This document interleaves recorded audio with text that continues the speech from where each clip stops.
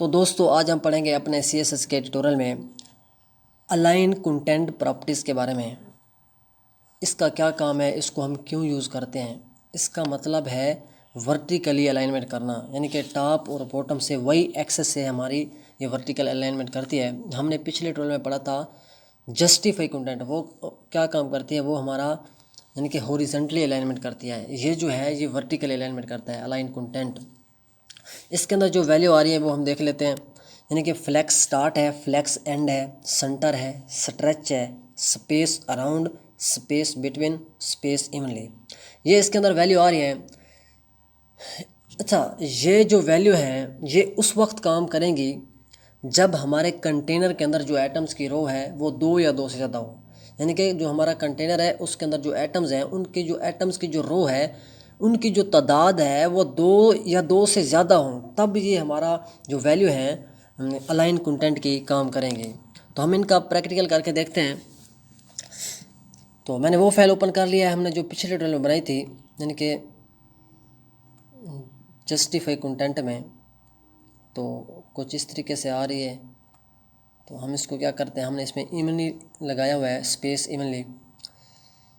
तो हम इसकी थोड़ी सेटिंग कर लेते हैं। हम क्या करते हैं, ये देखें। तो हम ये हमारे पास जो आ रहे हैं एटम्स, यानी कि हमारे पास ये जो पेरेंट डिव है, कंटेनर है, उसके अंदर जो चाइल्ड डिव आ रहे हैं इनकी तादाद है 5। तो हमें 2 रो चाहिए, तो मैं क्या करता हूँ, उनकी तादाद थोड़ी बढ़ा लेते हैं। मैं क्या करता हूँ, यहाँ से हम इसको कॉपी कर लेते हैं।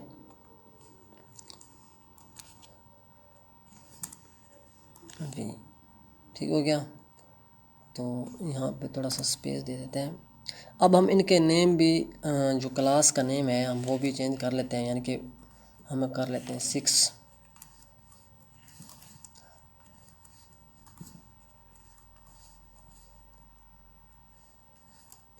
ये मैंने क्लास के नेम चेंज कर दिया, यानी कि 6, 7, 8, 9, 10। अब हमने यहाँ पे इनका जो बैकग्राउंड कलर दिया हुआ है इनको भी हम कॉपी कर लेते हैं।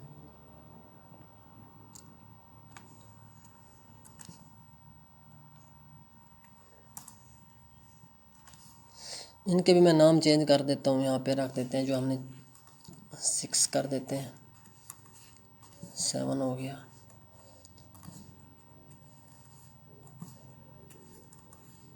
10 हो गया। अच्छा, अब हम क्या करते हैं, ये हमारे पास आ चुके हैं। उसके बाद हमने ये जो हमारा कंटेनर है जिसके अंदर हमने इसकी थोड़ा सा ना, ये जो हमारा जस्टिफाई कंटेंट है इसको मैं ख़त्म कर देता हूँ। अब हमने अलाइन कंटेंट पढ़ना है, ठीक हो गया। फ्लेक्स रैप जो है ये हम लगा रहने देते हैं। इसके बाद इसकी जो है ना हम हाइट और वेट थोड़ी बढ़ा देते हैं अपने कंटेनर की। फ्लेक्स डिस्प्ले फ्लेक्स, मैं अपने कंटेनर क्या करते हैं, थोड़ी हाइट और वेट बढ़ा देते हैं। सेव कर लेते हैं। क्या हमारे पास आ रहे हैं आइटम्स, हाँ ये आ रहे हैं। ये हमारे पास क्या आ रहे हैं, अब ये 10 हो गए हैं, पहले 5 थे अब 10 हो गए हैं आइटम्स की तादाद जो है। हम क्या करते हैं, इनमें थोड़ा हाइट और वेट दे देता हूँ। मैं हाइट दे देता हूँ, हाइट दे रहा 300 पिक्सल एंड विड्थ मैं दे देता हूँ 400 पिक्सल।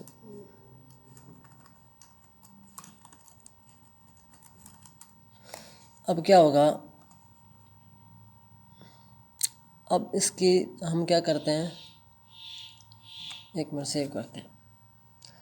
ये देखें, अब हमारे पास क्या आ चुके हैं, यानी कि 2 लाइनें बन के हमारे पास आ चुकी हैं। अब हम इसको क्या करेंगे, हमने थोड़ी सी पैडिंग दे देते हैं। इसमें पैडिंग हमने ना थोड़ी सी मार्जिन दे देते हैं, अपने एटम्स के दरमियान थोड़ी मार्जिन दे देते हैं। मैं मार्जिन दे देता हूँ टॉप और बॉटम से 2 पिक्सल एंड लेफ़्ट और राइट से मैं 10 पिक्सल दे देता हूँ, ठीक है, ताकि ये बराबर हो जाए। सेव करते हैं। ये देखें, अब हमारे पास 2 लाइनें बन के आ चुकी हैं। अब हम इसके अपनी लगाएंगे प्रॉपर्टी जो है अलाइन कंटेंट। हमने यहाँ पे इसको क्या किया हुआ है, रैप किया हुआ है। अगर मैं ये रैप हटाता हूँ ना ये ओवरफ्लो कर जाएगा, ठीक है। अगर मैं ये रैप ख़त्म कर देता हूँ तो सेव करते हैं। ये देखें अब ये ओवरफ्लो कर गया है। हमने इसमें क्या लगाया हुआ है, रैप लगाया हुआ है, तो रैप।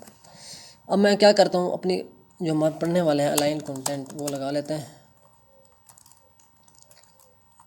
Align content.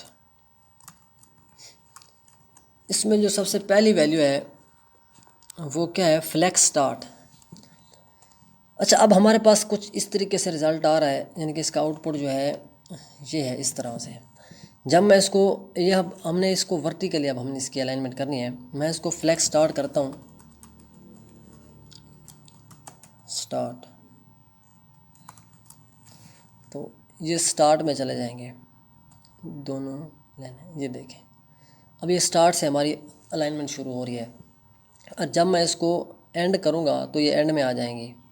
यहाँ पे हम क्या करते हैं, फ्लेक्स एंड कर देते हैं, सेव करते हैं।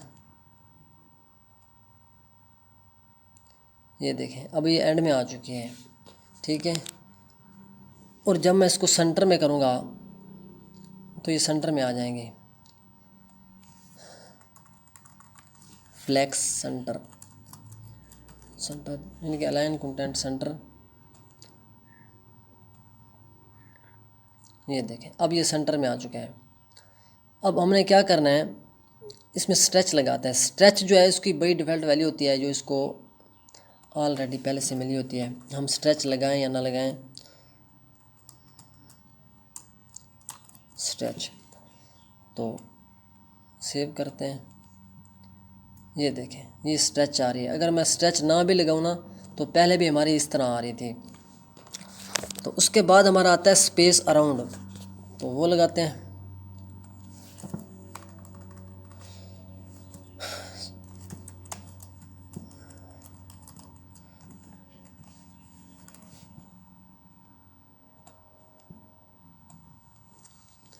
स्पेस अराउंड में कुछ इस तरीके से आता है, यानी कि ये स्टार्ट में आपको जो आपको स्पेस मिल रही है वही स्पेस आपको जो दरमियान में है वो डबल हो जाती है।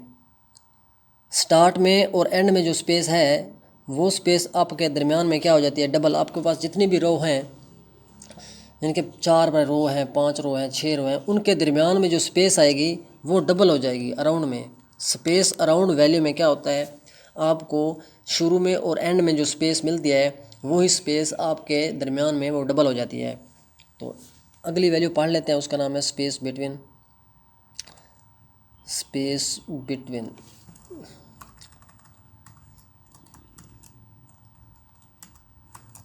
स्पेस बिटवीन क्या काम करती है, स्पेस बिटवीन यानी कि एक आपका जो है ना एटम्स रो वो स्टार्ट में आ जाती है, एक एंड में आ जाती है, और बाकी जो रो बचती है उनके दरमियान में क्या होता है, जो स्पेस है वो बराबर में तकसीम हो जाती है। हमारे पास सिर्फ 2 ही हैं, देख लेते हैं। ये देखें, यानी कि एक आपको जो है ना रो एटम्स की रो वो स्टार्ट में आ जाएगी, एक जो है वो एंड में आ जाएगी। बाकी जो दरमियान में रो बचेंगी उनके दरमियान में जो स्पेस है वो बराबर बराबर तकसीम हो जाएगी। इसके बाद आखिरी है स्पेस इवनली। उनमें क्या होता है, उनमें सब रो के दरमियान में बराबर हो जाता है, स्पेस बिल्कुल बराबर हो जाती है।